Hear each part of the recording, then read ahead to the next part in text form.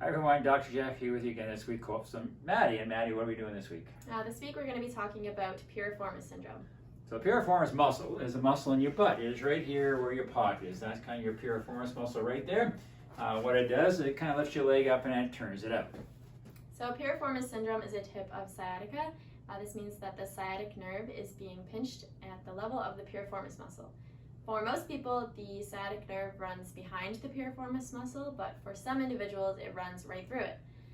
Those who are affected or more prone to Piriformis Syndrome are individuals who sit or stand all day long, or those who play sports with a lot of lunging movements involved, such as tennis, squash, badminton, or basketball.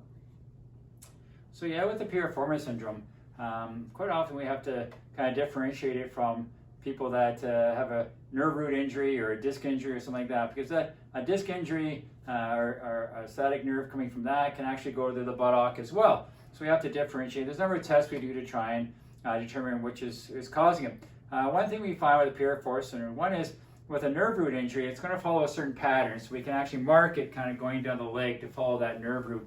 With Piriformis Syndrome, it's more of a diffuse kind of pain in the back of your hamstring area. Rarely does it go past the knee.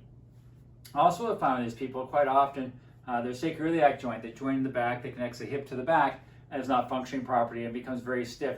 And what happens is these people and this happens with people who sit or stand too much, is that SI joint can get jammed up because the SI joint loves to move, and if it's not moving, it's going to get very tight.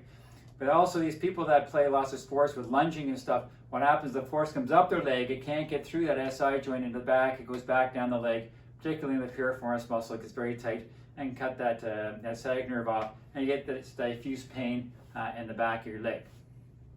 So what can we do about Piriformis Syndrome?